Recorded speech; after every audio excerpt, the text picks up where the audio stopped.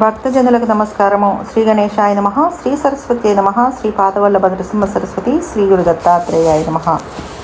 ఆంజనేయ చరిత్రలో మనం శ్రీ పంచముఖ ఆంజనేయ స్వామి అవతారం గురించి చెప్పుకుంటున్నాం కదా. ఈ కథలో నిన్న మనం నీలుడు విశాల భావనతో పంచముఖ ఆంజనేయ స్వామిని చాలా కాలం పాటు ఉపాసించక పంచముఖ వీరాంజనేయ స్వామి ప్రత్యక్షమయ్యాడు. అప్పుడు నీలుడు ఆ స్వామిని పరిపరి విధాల ప్రార్థించాడు. పంచముఖ శ్రీ ఆంజనేయ, ప్రపంచ సుముఖ ఆంజనేయ, వందే వానర నరసింహ, గారుడ వరాహ హయవదన, వెలుగొందెడు 10 చేతులలో నానాయుధములు సిరులీన, దిక్పంచకమున నీతలలు విష్మక్ముకుడవు నీవనును, శివునిన్ గాయత్రిని పోలు నువ్వు సచిదానందవవును. ఆ స్థుతులకు సుప్రసన్నుడైన పంచముఖ ఆంజనేయుడు నీలుడితో ఇలా అన్నాడు: నీలా నువ్వు నాకు ప్రియభక్తుడివి, నీ తండ్రి నాకు ప్రియమిత్రుడు. ఇక నీకు ఇవ్వరాని వరాలు ఏముంటాయి? నువ్వు ఏ సంకల్పంతో ఈ తపస్సు ప్రారంభించావో ఆ సంకల్పాలన్నీ నీకు సిద్ధిస్తాయి. అంతేకాదు, ఆ సందర్భంలోనే నీకు వనసుందరి అనే ఉత్తమ కన్య భార్యగా లభించగలదు. అంతేకాదు, ధార్మికమైన నీ తపస్సు వల్ల ఈ స్థానం పవిత్రమైనది. అందువల్ల ఇక నుంచి ఈ స్థానానికి పురుషోత్తమ క్షేత్రమని, నీలాద్రి అని నీ పేరు మీదుగా కొత్త పేర్లు ఏర్పడుగాక. స్వామి ఆ విధంగా వరాలిచ్చి అంతర్ధానం కాగా నీలుడు గురుదేవుల అనుమతిని, తల్లిదండ్రుల అనుమతిని తీసుకొని చింతామణ్యాదుల సాధన కోసం స్వర్గరాజ్యం మీదికి దండెత్తాడు. దేవేంద్రుడు ఇది ఊహించలేదు. రావణుడితోనూ అతని సంతానంతోనూ పరాక్రమం పరిసమాప్తమైపోయిందని, ఇక విభీషణాదులంతా భజనలు చేసుకుంటూ కూర్చునేవారేనని ఈ రకమైన భావాలలో ఆయన ఉన్నాడు. అలాంటి సమయంలో ఉన్నట్టుండి రాక్షస సేన స్వర్గ ప్రాకారాన్ని ముట్టడించిందనేసరికి ఇంద్రుడికి కోపం మిన్నుముట్టింది. ఇంద్రుడు తనను వీరుడుగా పరిగణించటం లేదని నీలుడికి తెలుసు. అందువల్ల స్వర్గం మీద పడి దేవతలకు హాని కలిగించే ముందుగా దేవేంద్రుడిని ఒక్కసారి హెచ్చరించడం బాగుంటుందని అతడు భావించాడు. అందువల్ల అతను ఒక దూతను దేవేంద్రుడి దగ్గరికి పంపించాడు. ఆ దూత దేవేంద్ర సభలో ఇలా విన్నవించాడు: దేవాదిదేవ, రాక్షస రాజ్య యువరాజైన నీల ప్రభువుల వారు మీకు ఇలా విన్నవించమన్నారు. పూర్వం మా పెదతండ్రి గారైన రావణ ప్రభువులు, వారి పుత్రులైన మా అన్నగారు మేఘనాథుల వారు అనేక పర్యాయాలు మీ స్వర్గరాజ్యాన్ని ఓడించి ఉన్నారు.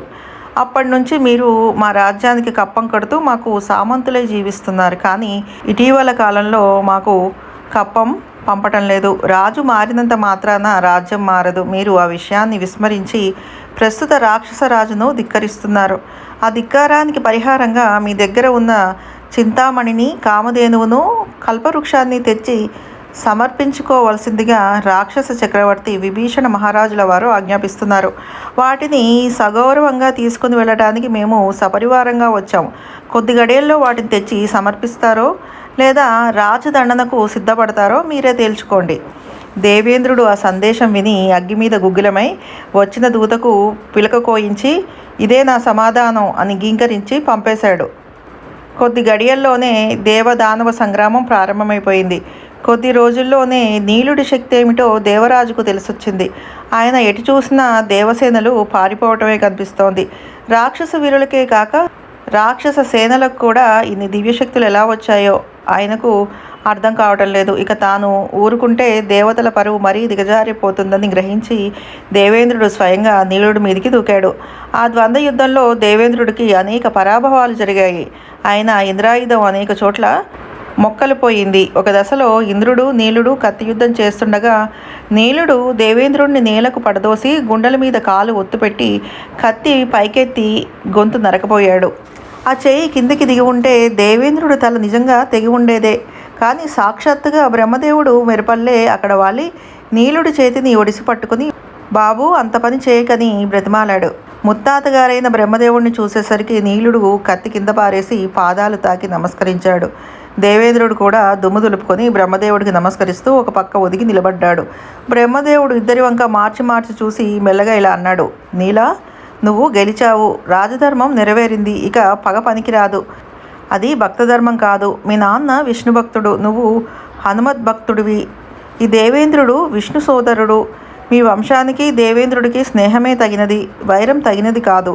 ఈ విషయం దేవేంద్రుడికి కూడా తెలుసు. అతను నీకు చింతామణిని, కామధేనువును, కల్పవృక్షాన్ని సమర్పిస్తాడు. నేను చెప్తున్నాను కదయ్యా, అతను ఇవ్వకపోతే నేనే ఇస్తాను. నీకు ఆ సందేహం అక్కర్లేదు. నువ్వు మాత్రం వైరభావాన్ని విడిచిపెట్టు. దేవతలు పూజ్యులు, వాళ్ళు లోకహితకారులు. నువ్వు అటువంటి వాడివే. నీకు దేవతలకు స్నేహమే ఉండాలి. నువ్వు దేవేంద్రుడితో స్నేహమే చెయ్యాలి. దేవేంద్రుడు కూడా నీతో స్నేహమే చెయ్యాలి. దేవేంద్రుడు తన స్నేహచిహ్నంగా పవిత్ర తపోరాశి అయిన వనసుందరి అనే దేవతా కన్యను నీకు కన్యాదానం చేస్తాడు. వనసుందరి ఎవరనుకుంటున్నావా? విను.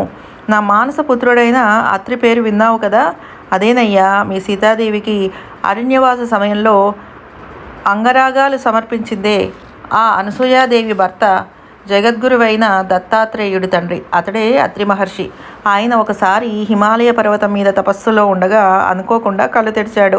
ఉన్నట్టుండి కళ్ళు తెరవడంతో లోపలి తపశ్శక్తి పెద్ద కాంతిపుంజంగా బయటికి వచ్చేసింది.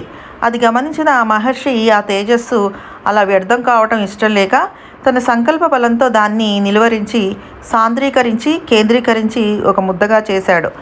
సుందరాతి సుందరమైన ఆ తేజస్సు మానవులకు మరీ దుర్భరంగా ఉంటుందని గ్రహించి ఆ మహర్షి ఆ తేజోరాశిని 2 భాగాలుగా చేశారు. ఆ భాగాలలోంచి క్రమంగా ఒక పురుషజీవి, ఒక స్త్రీజీవి రూపుగట్టారు. ఆ పురుషజీవి చంద్రమండలానికి అధిపతిగా వరింపబడి చంద్రుడనే పేరుతో భూలోకం మీది ఔషధాలను, యోగుల మనస్సులలో యోగచర్యలను పరిపాలిస్తూ లోకయాత్ర సాగిస్తున్నాడు. ఆ స్త్రీజీవి తండ్రి ఆజ్ఞ వల్ల కన్యగా నిలిచిపోయి అప్పటి నుంచి ఇప్పటిదాకా ఉత్తమ భర్త కోసం తపోమయ జీవితం కొనసాగిస్తోంది. అత్రి తపోవనంలోనే నిత్యసుందర మూర్తిగా ఉండి తపస్సు చేస్తూ ఉండటం వల్ల ఆమెకు వనసుందరి అనే పేరు ఏర్పడింది. ఆమెకు తగిన భర్తను నిర్ణయించవలసిన బాధ్యతను అత్రి మహర్షి నాకు, దేవేంద్రుడికి అప్పగించాడు. మేమిద్దరం నువ్వు ఆమెకు తగిన ఉత్తమ భర్తవని భావిస్తున్నాం కనుక నువ్వు ఆమె కోసం మాత్రమే కాక దేవేంద్రుడి కోసం కూడా స్నేహహస్తం చాచు. నీలా అత్రి మహర్షి ఈమెను పాలు పోసి పెంచలేదు, అడవి తేనెలు పోసి పెంచలేదు. ఇప్పటిదాకా ఆమెకు అదే ఆహారం. అందువల్ల ఆమె లోపల బయట కూడా నిత్యమధుమూర్తి. ఈమె నీకు లభించడానికి కారణం గుర్తు తెచ్చుకో. మా హనుమంతుడి వరమే సుమా. నువ్వు మంచి తపస్సాలివి, నిరంతర జపతత్పరుడివి. కానీ హనుమతుపాసనలో హనుమత్ వ్రతాచారణ కూడా చాలా ముఖ్యం. ఇది దంపతులిద్దరూ కలిసి చేయవలసింది. నీకిప్పుడు నేను స్వయంగా ఆ వ్రత ఉపదేశిస్తాను. నీలా ఈరోజు మాఘమాసం, ఆర్ధ నక్షత్ర పుణ్యదినం. నీకు పూర్వం హనుమంతుడు వరాలు అనుగ్రహించింది ఈరోజే. ఇవాళ అదే రోజు. ఇవాళ నువ్వు చింతామణి, కామధేనువు, కల్పవృక్షాలతో పాటు వనసుందరిని కూడా స్వీకరించి ఆమెతో కలిసి హనుమద్వ్రతం ఆచరించు. ఆ విధంగా బ్రహ్మదేవుడి యొక్క జోక్యం వల్ల నీలరాజు, దేవేంద్రుడు మిత్రులయ్యారు. నీలుడు వనసుందరి సమేతుడై మరింత భక్తి ప్రపత్తులతో హనుమత్ప్రభువును ఉపాసిస్తూ రాజ్యపాలన చేశాడు. ఈ విధంగా పంచముఖ ఆంజనేయ ఉపాసన అన్ని రకాల ఐహిక, అముష్మిక సంపదలను సమకూర్చగలదని నీల చరిత్ర నిరూపిస్తోంది. అష్టాదశభుజ ఆంజనేయ అవతారం.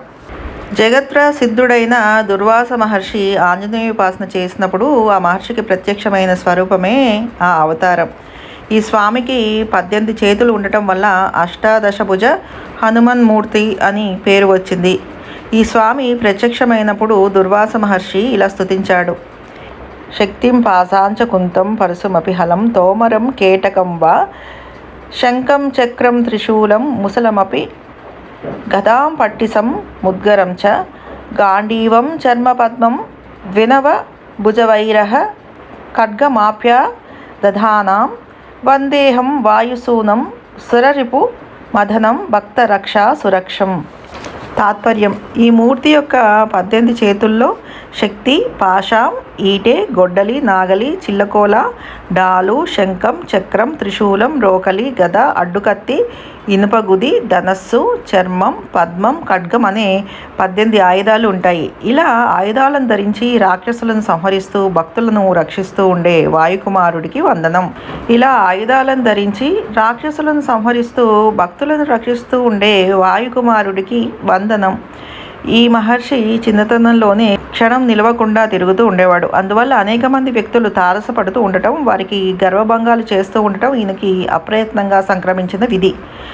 ఆ ప్రయత్నాలలో అనేకసార్లు తాను అవమానాలు భరించి కూడా ఉత్తములైన వ్యక్తుల కీర్తిని నలుదిక్కులకు వ్యాపింపచేస్తూ ఉండటం ఆయన సరదాలలో ఒకటి.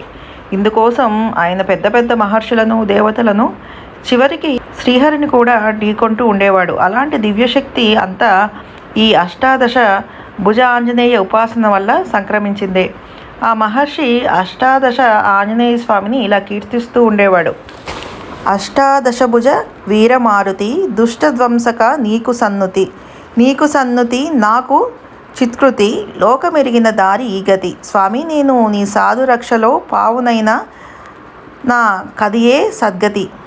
పిచ్చుకుక్కయే పరుగులెత్తు ఈ జగతి నేనొక పిచ్చి మౌనిని, పిచ్చి అన్నదే నాకు వ్రతమయ్యా, ఇట్టి పిచ్చి నాకెప్పుడు నిలుపవా.